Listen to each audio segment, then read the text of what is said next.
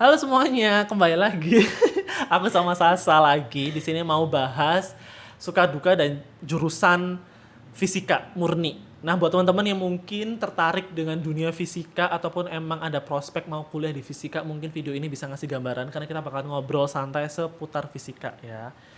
Mungkin dimulai dari perkenalan dulu, nggak usah sih, nggak penting ya. Maksudnya kayak Sasa temanku, tak kenalin aja. Jadi Sasa ini adalah temanku SMP dan dia udah kuliah di UNESA jurusan fisika murni. Dan sekarang dia udah mau tahapan lulus juga, doain aja semoga lancar. Amin. Oke, amin. Sekarang mungkin lebih ke langsung pertanyaan-pertanyaan aja ya Sa. Kayak pertanyaan pertama, sebetulnya susah nggak fisika? Susah gampang ya. Oke. Menurut kamu kalau emang anak yang suka fisika kemungkinan masih bisa survive nggak? Masih bisa oke nggak kuliahnya? Bisa.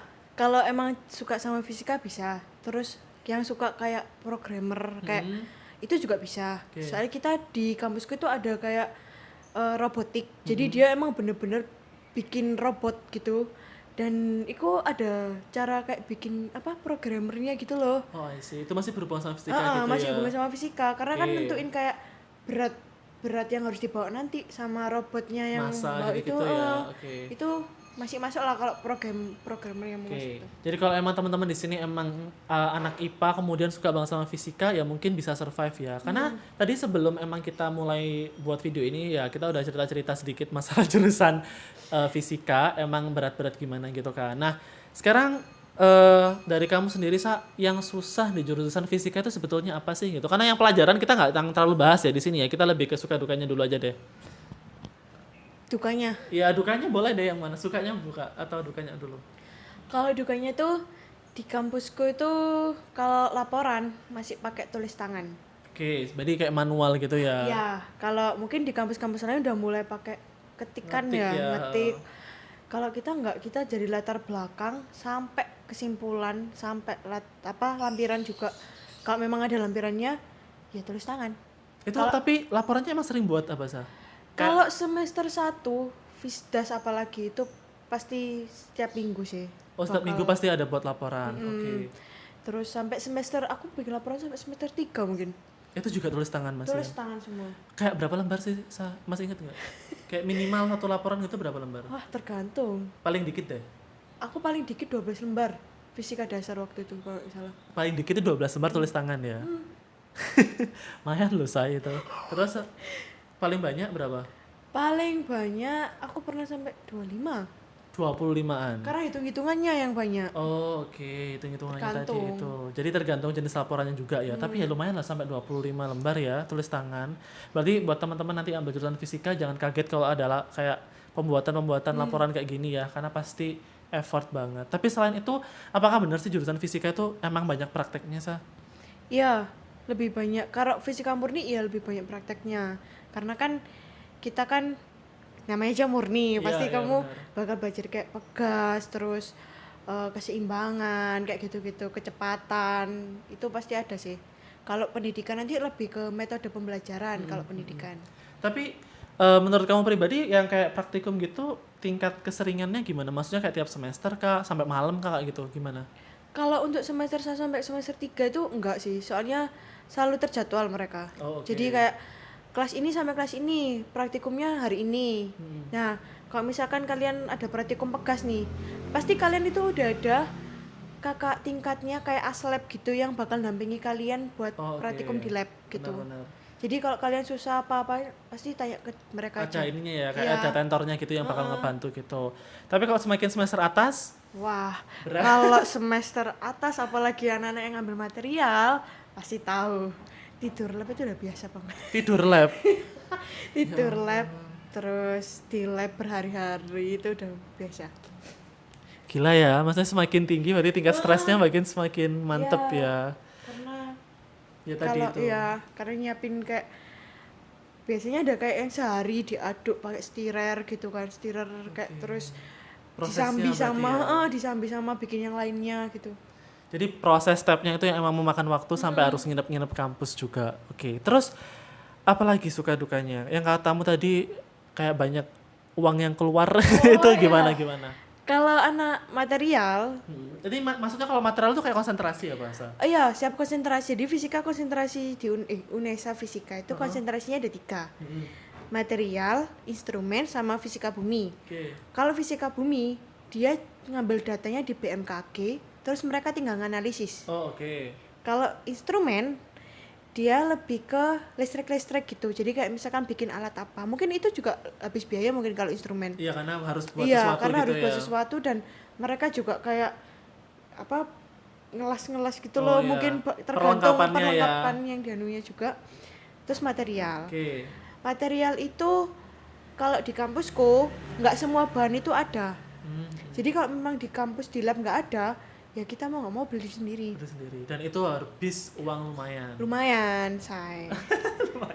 Lumayan, say. Kita ambil kayak hitung-hitungan kasar aja, kayak Oke. ibarat penelitian kamu yang ini terakhir berapa? Kalau aku sekarang lagi penelitian buat skripsiku itu zeolit. Iya, itu Jadi- habis berapa aja deh gitu total kira-kira? Aku ada 3 uji. Iya. VTIR, SRD, sama SEM.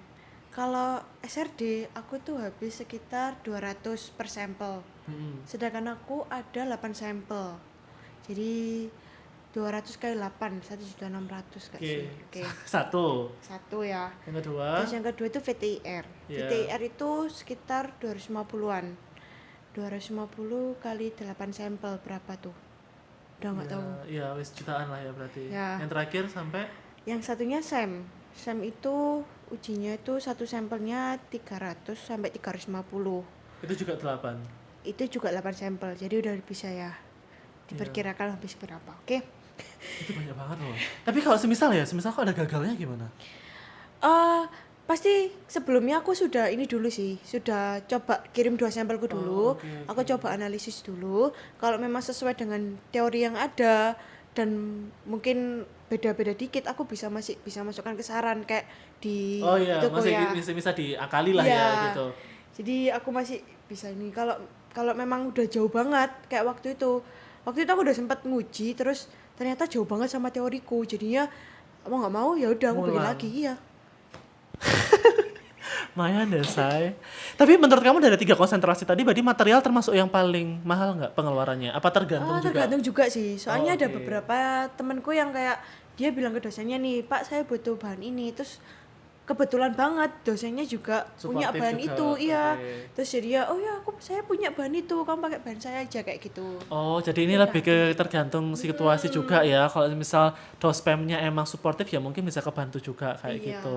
Tapi sebetulnya oke, ngomongin masalah biaya tadi ya, udah emang agak-agak mahal buat praktek, kemudian juga ujiannya juga nulis-nulis laporannya tulis-tulis tangan, praktikum juga mungkin bakalan sering banget. Kita ngomongin yang agak eksternal sekarang. Ketika kamu ambil jurusan fisika murni, itu sebetulnya ada ini nggak sih kayak tantangan dari orang luar kayak itu jurusan apa sih Mbak gitu, paham nggak sih? Kayak orang itu ada ini nggak sih tanya-tanya kayak apa yang apa sih belajar apa sih gitu-gitu. Kalau orang-orang lebih seringnya tuh kayak gini, "Mbak, jurusan apa?" Fisika. Fisika, oh jadi guru ya? Oh, Oh, iya. bukan, saya fisika murni. Ngono. Orang pasti pikir, "Hah, fisika murni? Terus kerjanya di mana, Mbak?" Nah, itu sih yang banyak Iya, orang benar tanya, sih. kerjanya di mana. Karena mungkin sebatas orang umum tahu kan kalau fisika cuma pelajaran, iya kan, pelajaran sekolah gitu, nggak yang tahu ini tuh bidangnya apa gitu. Dan kamu juga ngejelasin nggak gitu atau kayak Ngejelasin. udahlah capek gitu.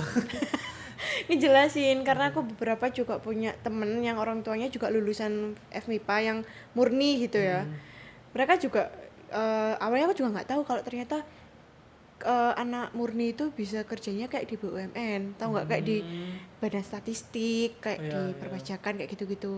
Dan ternyata bisa loh kerja di situ juga kayak gitu. Soalnya orang tua temanku tuh pernah bilang kalau kayak kita gini nih Mbak, kayak Badan Statistik terus perpajakan kayak gitu-gitu, mereka pasti membuka peluang setiap setahun sekali. Waktu itu ya, waktu zaman 2019 waktu itu. Oke.